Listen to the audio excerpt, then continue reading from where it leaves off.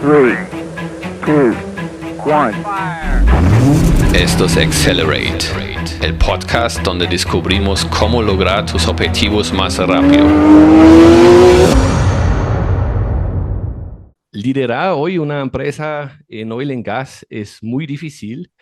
Por lo tanto, estoy contento que tenemos con nosotros a Alberto García, un veterano del sector, más de 2 décadas de experiencia, CEO de Drummond Energy, y un líder que admiro mucho. Y por eso lo hemos invitado a Accelerate, el podcast donde hablamos de todo lo que te ayuda a aumentar tu desempeño. Bienvenidos, Alberto, y muchas gracias por tomarte el tiempo.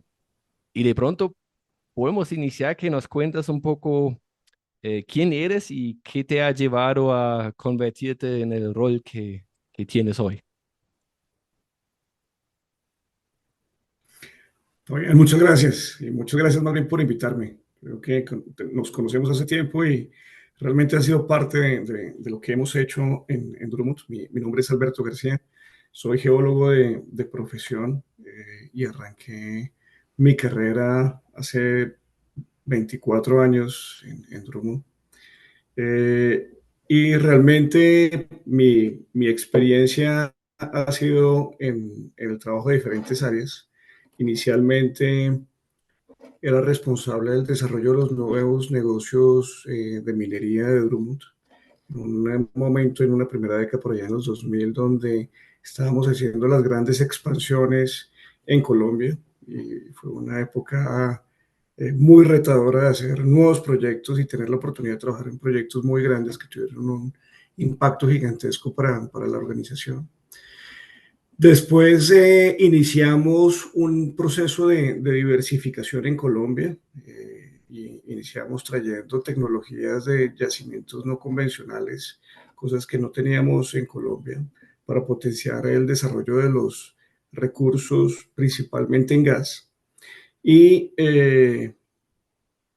esto llevó a que se siguiera desarrollando esa línea de negocio y abriéramos otras líneas de negocio, como los negocios de energía en la que estamos enfocados. Entonces, te diría que mi escuela en estos 24 años ha sido una escuela de trabajar duro, de ensayo y error, de tratar de convertir cosas que están solo en ideas, después en proyectos y esos proyectos volverlos realidad de nuestra línea de negocio. Hoy, como dices, me desempeño como el gerente general para Colombia y es la compañía en la que desarrollamos los negocios de oil and gas y de energía.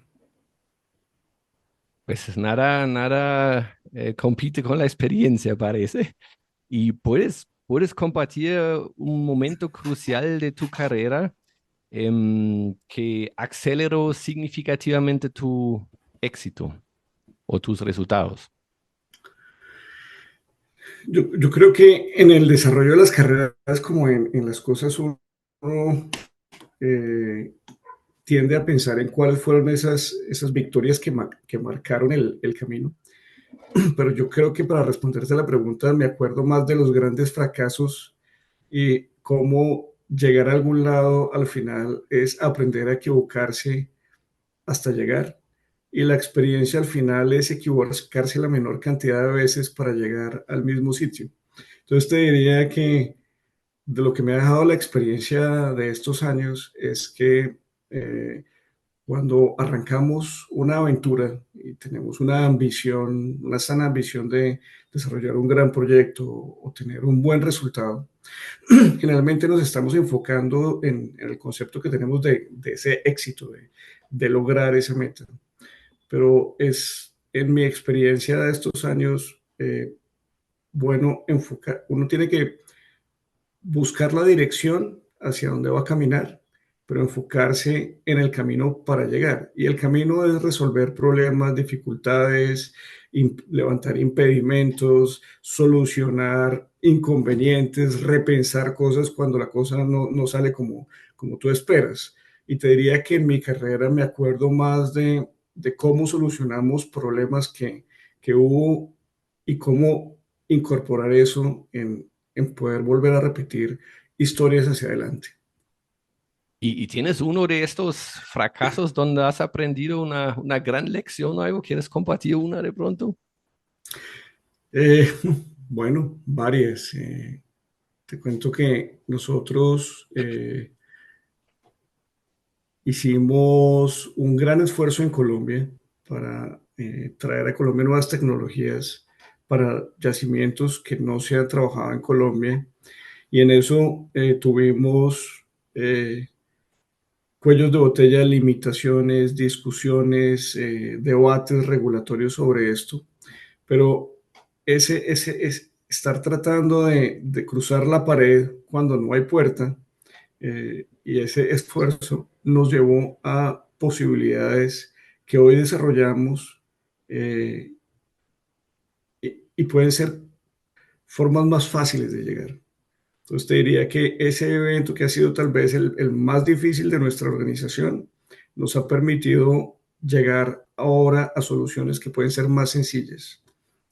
Y yo creo que esa es una experiencia en la que uno a veces no sabe que el camino que está recorriendo, si trabajas duro, si estás enfocado, te va a llevar, pero muchas veces te amarras al destino que habías trazado inicialmente y a veces la solución no está ahí. A veces toca adaptarse, es como lo que entiendo. Exactamente. Eh, Pues, Alberto, yo te he visto en acción, eres definitivamente un gran líder, tú puedes hablar a cualquier nivel estratégico, pero también puedes entrar al último nivel de detalle si es necesario. La verdad lo admiro y me gustaría preguntarte cómo tú estableces en el día a día tus prioridades, somos qué vas a hacer hoy y cuál es la prioridad de hoy y cómo ves que esto contribuye al éxito de tu empresa o de tu equipo. Qué buena pregunta, Fabián. Mira, yo creo que nos pasa a todos los que tenemos posiciones estratégicas, es cómo garantizas que la organización va andando. Y te diría que trato de repartir el tiempo, y siempre lo digo, lo expreso para poder incorporarlo. Es que tenemos la necesidad de trabajar en que lo que hoy estamos haciendo funcione bien. Ese, digamos, es un nivel táctico a nivel de liderazgo. Pero tenemos que estar planeando cómo lo que vamos a hacer mañana también funcione bien. Y tenemos que estar dedicando un tiempo importante para pensar en lo que todavía no está en la organización, qué es lo que vas a hacer en el futuro.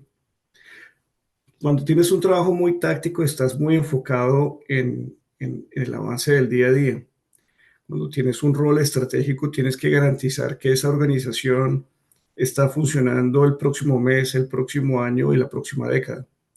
¿Cuánto tiempo tienes que repartir para que esos horizontes de tiempo funcionen? Entonces, ¿cómo organizo mis prioridades? Garantizo que en el rol y en el día a día, en el ejercicio de mis capacidades, puedo hacer que el trabajo de todos los que están tácticamente ejecutándolo hoy esté libre de impedimentos tanto como yo pueda, y que yo no sea parte de esos impedimentos. Esa es, digamos, mi primera función. En donde en cualquiera de esos procesos que están funcionando hoy, ¿dónde soy un impedimento?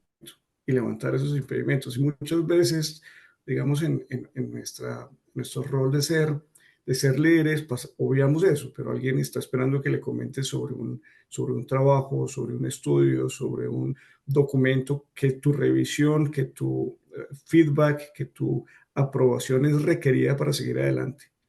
La organización no se merece que te vuelvas ese impedimento. Y después tienes que empezar a buscar, bueno, ¿y qué vamos a hacer mañana? Porque si me enfoco solo en lo de hoy, pues mañana voy a tener un problema de foco, no sé para dónde va la organización, no sé qué va a hacer el equipo. Entonces, ¿cómo le dedico cada día el tiempo necesario a construir esos siguientes escenarios? Hasta el escenario último, ¿qué va a hacer tu organización en 3 años, en 2 años? ¿Cuánto has trabajado para construir esa solución de largo plazo. Creo que desde el punto de vista estratégico, nosotros tenemos como líderes esa responsabilidad, porque al final el, el liderazgo tiene que ver con la habilidad que tengas de lidiar con la incertidumbre y resolver esa incertidumbre para los demás, porque el trabajo con incertidumbre eh, hace difícil las cosas. Todos necesitamos algún nivel de certidumbre para decidir qué es lo que vamos a hacer hoy, mañana y después. Y creo que el ejercicio de liderazgo es ayudar a resolver eso para el equipo. ¿Y tú tienes alguna rutina para eso? Por ejemplo, en la mañana resuelves todos los bloqueos o impedimentos, como donde otros dependen de ti, en la tarde te dedicas al futuro, o cómo te organizas en ese sentido. Bueno, eh, aquí vamos a empezar a hacer un poco de publicidad sobre nuestro marco de trabajo Scrum, del que tú eres altamente responsable. Y te digo que eso me genera una gran capacidad de organización. Primero porque es una forma, es un marco de trabajo que potencia mucho digamos, qué tan previsible es para todo el mundo saber cuáles son los momentos del tiempo en el que estamos resolviendo impedimentos. Eh, yo personalmente, en mi caso personal, he tratado con el tiempo y me ha funcionado muy bien de programar mi agenda eh, de forma consciente. Y tenemos unos días de la semana y tenemos unas horas dentro de cada día que trabajamos. ¿Cómo parte de tu trabajo es diseñar cuál es el mejor uso de cada hora que tienes? Y no es volverse esclavo pues de una agenda que está diseñada y se vuelve inflexible, pero es ser conscientes que tenemos un tiempo limitado y al final tenemos que cambiar el mundo con el menor esfuerzo, porque si gastamos mucho esfuerzo para cambiar el mundo se requieren muchas horas. Entonces es cómo trabajas de forma quirúrgica para que ese tiempo que dedicas a alguna actividad realmente tiene una capacidad de alto impacto. Eh, es como, no sé si me imagino que lo has leído, pero como la filosofía del Aikido o del Tao, es cómo garantizas que con la menor cantidad de esfuerzo generas la mayor cantidad de cambio. Y así tienes que diseñar tu día. Entonces, hoy, ¿qué vas a hacer? Hoy voy a hacer esto de forma consciente porque esto tiene ese impacto.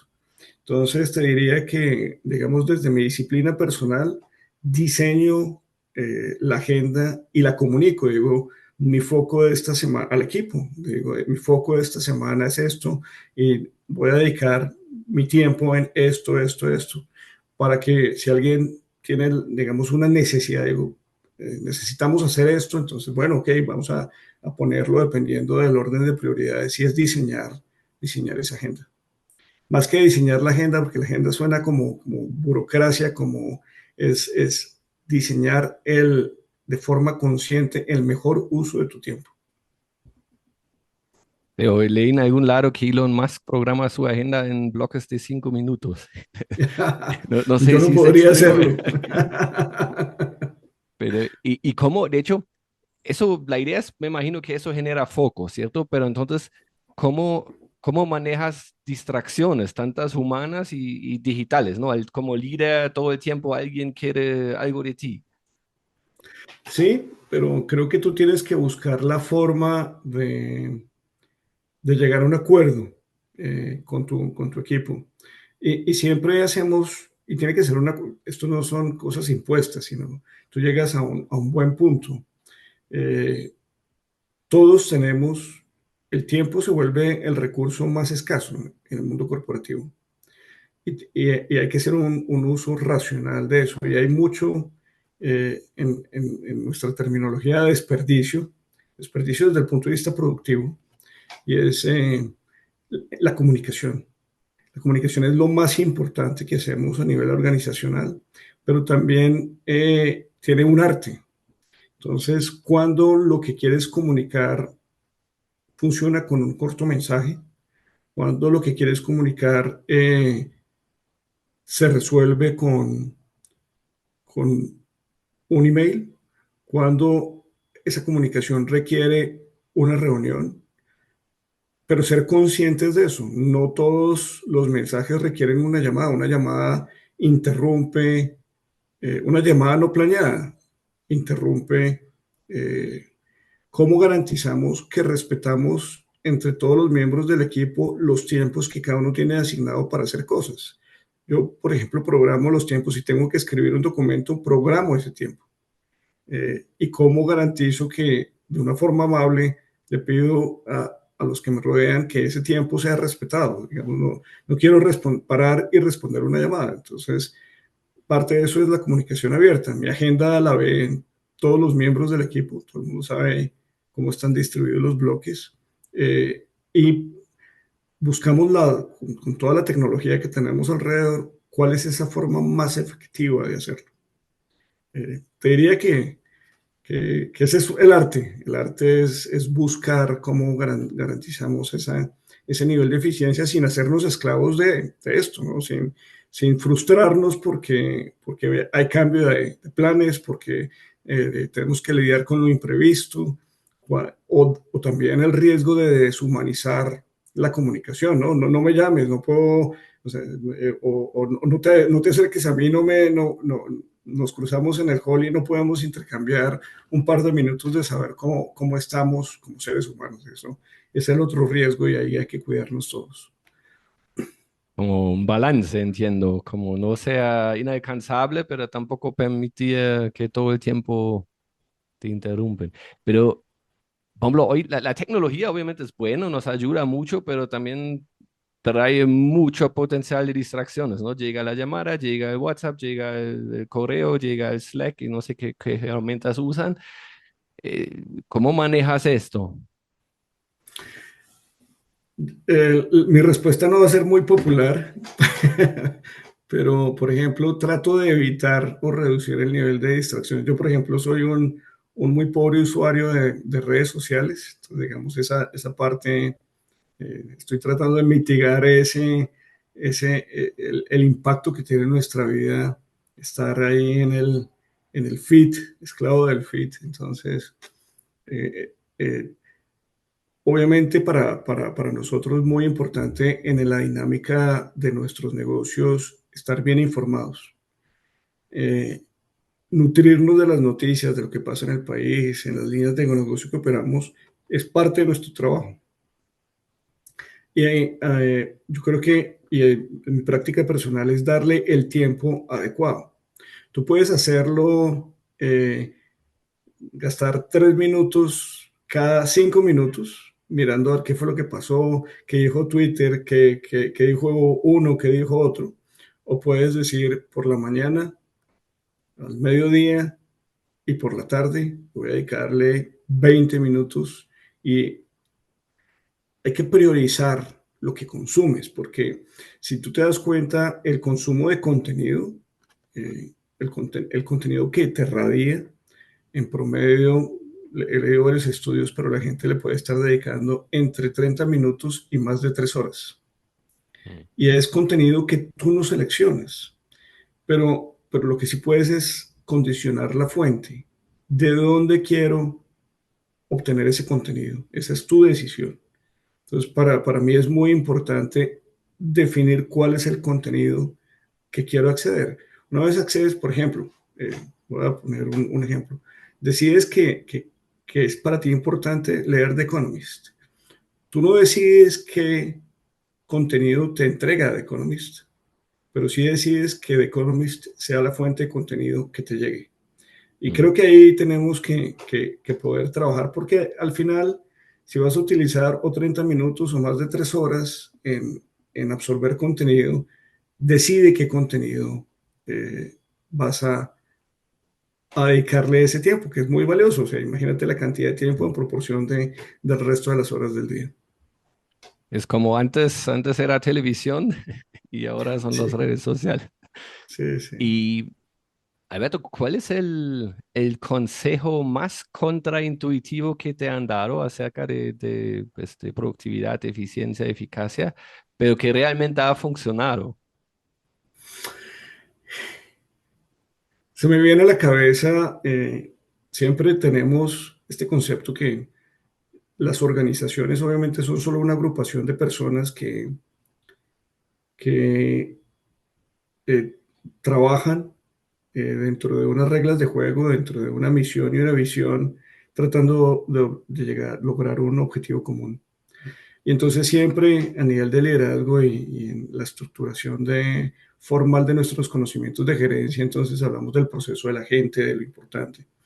Pero el consejo más contraintuitivo es que muchas veces es el jugador que puede generar mayor cantidad de condiciones negativas a tu equipo, eres tú mismo.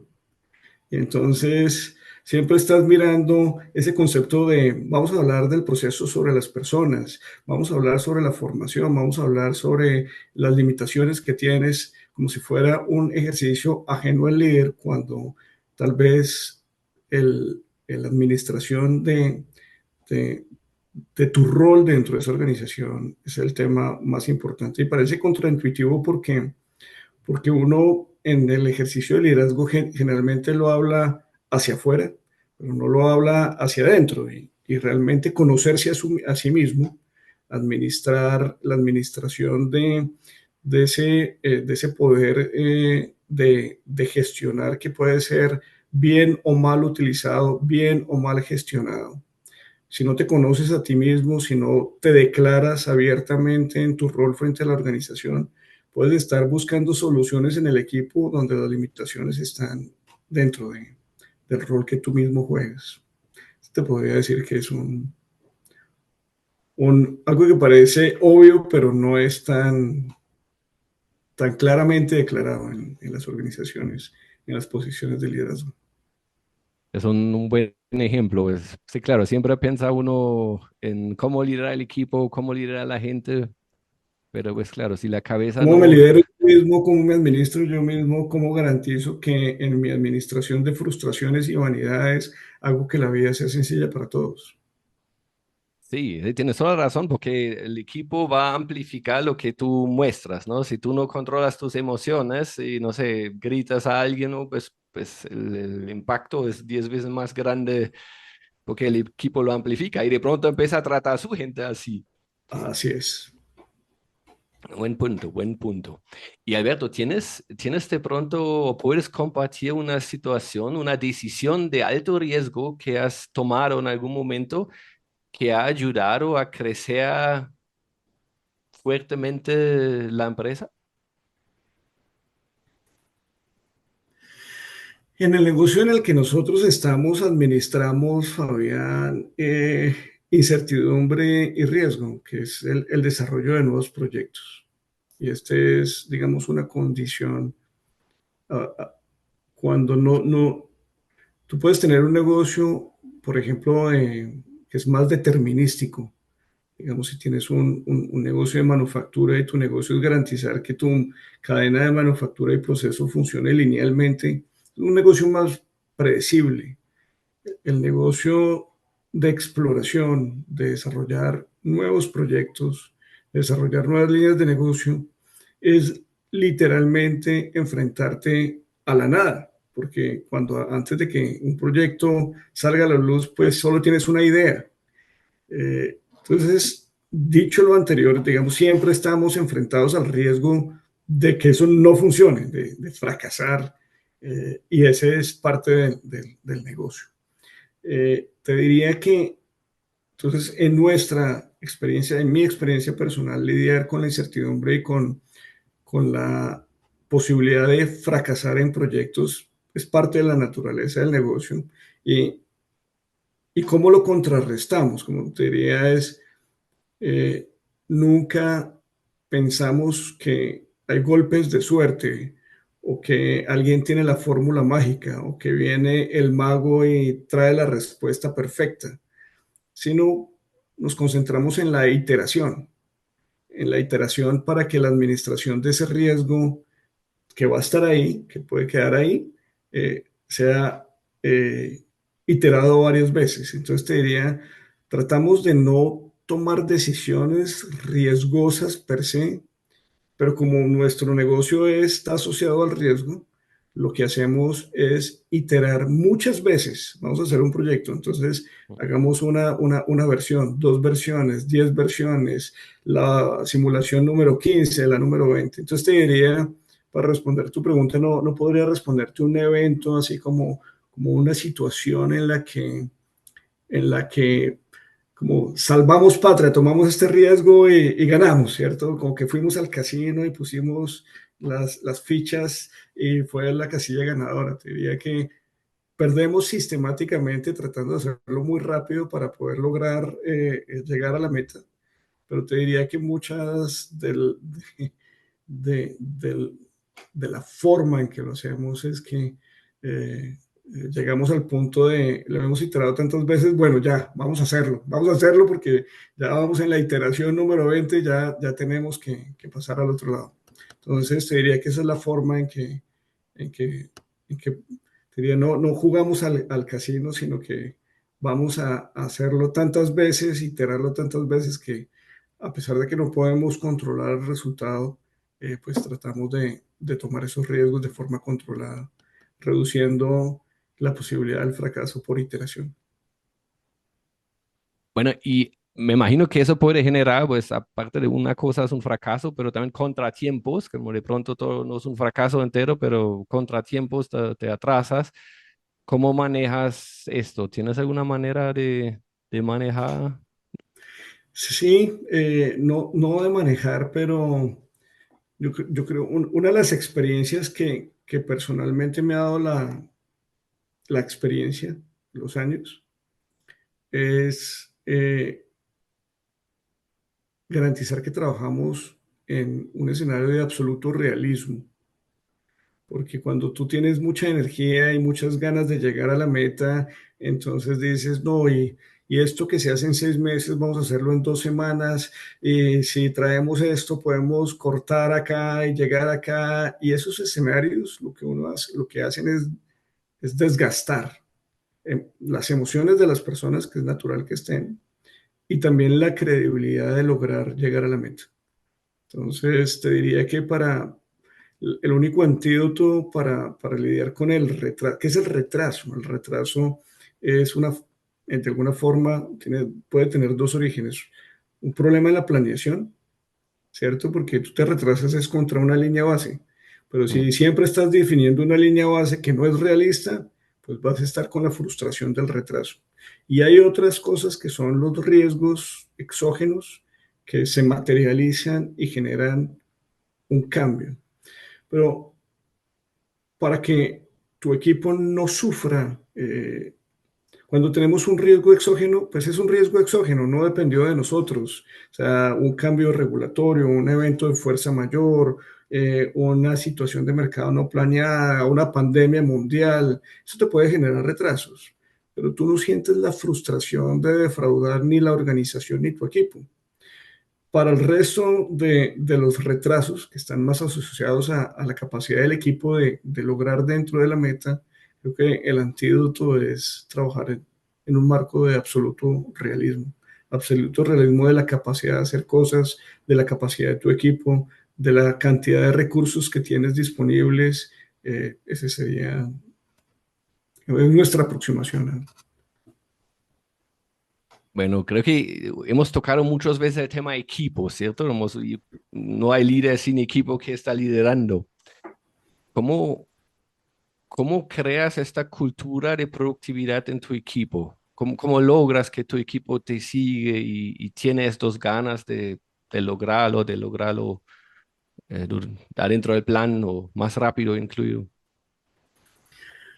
Eh, yo creo que hay dos niveles fundamentales. Uno, el proceso asociado a las personas y el segundo, el proceso asociado al equipo. Y el equipo somos simplemente personas trabajando buscando un objetivo común. Entonces, te diría que el primer pilar tiene varios temas y nos enfocamos mucho en la persona.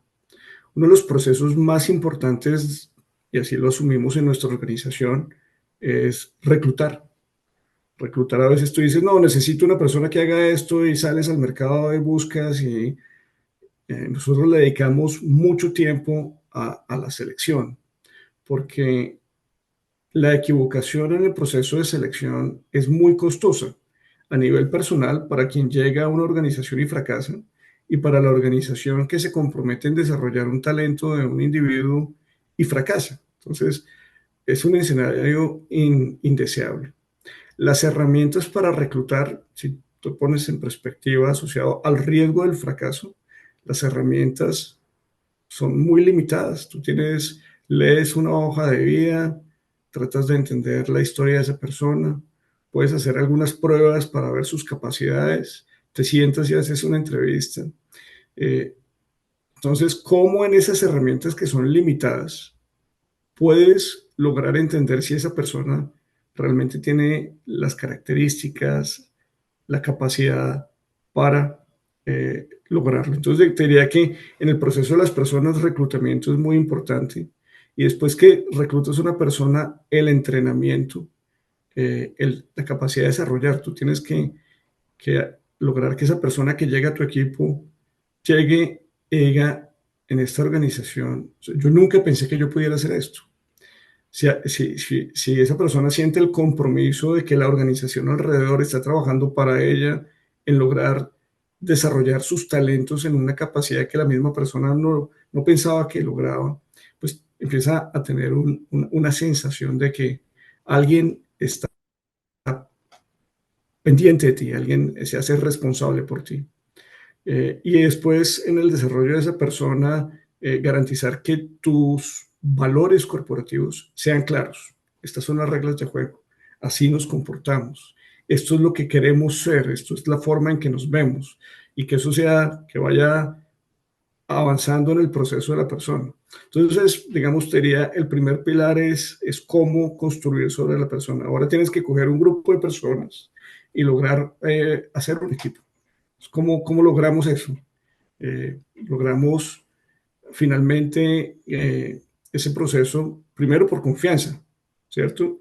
Y la confianza, y eso creo que es un tema que hemos hablado mucho en otros escenarios, se logra con la comunicación absolutamente franca, brutalmente franca, que a veces en nuestra cultura latina es más difícil. A la gente no le gusta oír, a veces necesita que haya mucha adorno en la comunicación y tratamos es digamos, lo personal siempre será lo personal, hay límites claros, pero puedes de una forma muy amable, empática, lograr comunicar rápidamente, francamente, sin adornos, lo que se requiera comunicar. Eso al final genera confianza. Digamos, ¿qué genera desconfianza? La falta de comunicación. Entonces alguien piensa, pero no me dijeron, ¿será que me quieren que yo vaya para allá o para allá? ¿Será que yo soy querido o no querido en este equipo? Ese tipo de constructos internos simplemente son un estorbo. Y al final, en ese ejercicio de confianza, ya empiezas a desarrollar la posibilidad de que haya ese trabajo en equipo. Pero al final ese trabajo en equipo va a depender también de que haya una identidad en los valores de tu equipo con la empresa o con la compañía. No vas a tener un buen equipo si la gente no está convencida de lo que hacemos, si no tenemos un propósito que está alineado entre el propósito de la persona y el propósito de la organización. Digamos, a veces es difícil identificar, bueno, cuál es el propósito. Si te preguntas a ti, ¿cuál es tu propósito como individuo? Pues, y me preguntas a mí, mi propósito es lograr el mayor impacto positivo en la mayor cantidad de personas. Y si me preguntas sobre el propósito, lo que hacemos en nuestra compañía es lograr el mayor impacto positivo en la mayor cantidad de personas. Si tú logras que tu equipo se identifique con el propósito de la organización y alineamos esos propósitos, tenemos un motor interno que es muy potente. Y lo mismo funciona en los valores. No puedes tener valores organizacionales que estén desalineados con tus valores personales. Entonces, hay que buscar ese nivel de sintonías. Cuando navegamos en ese nivel de sintonía sobre el propósito, sobre el marco referencial de los valores en los que operamos, definir una meta es solo un punto focal, porque el resto ya está dado. Tienes unas personas que se sienten rodeadas por la organización, protegidas por la organización. Sientes un ambiente de comunicación abierta y franca, donde el respeto y la comunicación empática es la norma, y tienes una comunión entre los valores y el propósito. Ahí pon la meta y todos vamos rápidamente a lograrla. Entonces yo creo que al final nuestro ejercicio de liderazgo es poder construir estos intangibles dentro de la mente de cada una de las personas para que ese sentimiento de propósito común sea fácil de lograr. Es un buen resumen de liderazgo. Em, y Alberto, ¿cuál será tu consejo principal para un líder que quiere acelerar sus resultados? Si tienes solo uno. Eh, un líder que quiere acelerar sus resultados. Yo te diría, suena muy cliché, pero te diría que nuestra responsabilidad como líderes, si queremos es acelerar la forma de hacer las cosas, es trabajar en esta discusión que estamos hablando. Muchas veces la gente piensa que por tratar de jalar más rápido es capaz de jalar el equipo y entonces tú dices, no, y no es para mañana, sino para esta tarde. Y tratar de forzar el equipo es una forma muy ineficiente de acelerar los resultados. Alinear las expectativas, quitar desperdicio en tiempo, en foco. Fíjate, eso acelera los resultados. Y parte de nuestro ejercicio de liderazgo en el mundo moderno nos permite hacer eso. O sea, realmente ya no tenemos tratamientos burocráticos. El presidente de la compañía, una persona lejana por allá que estaba en el último piso del edificio, donde había 5 personas para llegarle y había que hacer una cita con 6 meses de anticipación. Eso no existe en el liderazgo moderno. Tenemos que ser livianos, rápidos, ágiles. Te diría que la forma de acelerar muchas veces está en el autoconocimiento del líder y cómo la forma de hacer las cosas hace que pueda tener, digamos, un alineamiento con su equipo de forma tal que las cosas funcionen de forma mucho más ligera. Una de las cosas que me tardó tiempo entender en mi experiencia laboral es que muchas veces las cosas que avanzan más rápido son las que generan menor turbulencia. Ese es un buen punto, interesante. Bueno, y para cerrar, 3 libros que consejas debe leer cada líder. Mira, a mí me gustó mucho un libro que se llama Execution. Ese me pareció un gran libro, que es un libro que habla sobre la ejecución, es escrito por Larry Posiri y Ram Charan.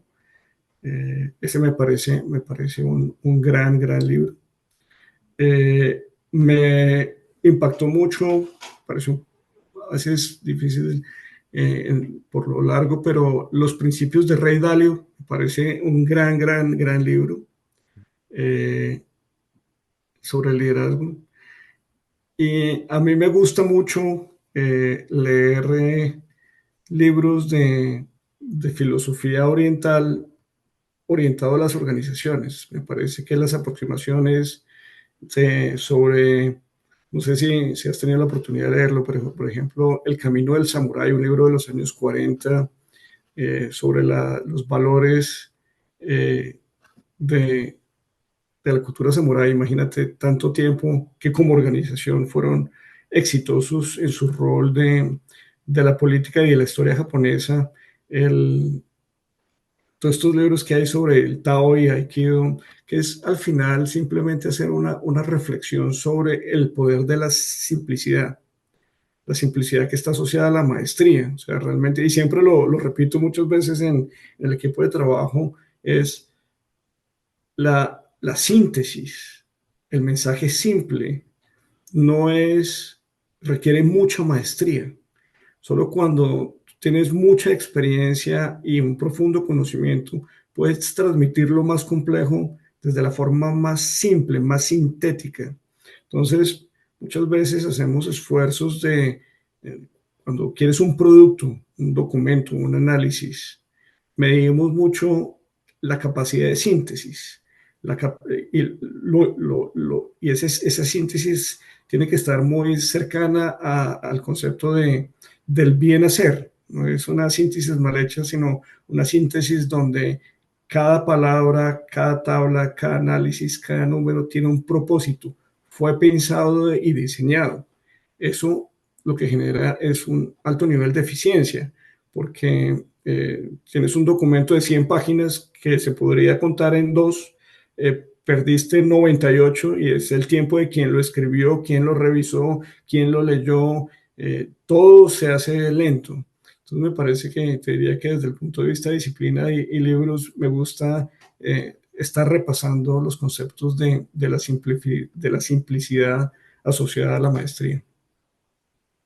Bueno, Alberto, muchísimas gracias por tomarte el tiempo de hablar con nosotros, conmigo y nuestros oyentes. Y a nuestros oyentes, si les ha gustado el episodio, déjanos una reseña y si quieren, compartan el episodio en sus redes. Con eso cerramos. Muchas gracias y hasta la próxima vez. Muchas gracias, Fabián.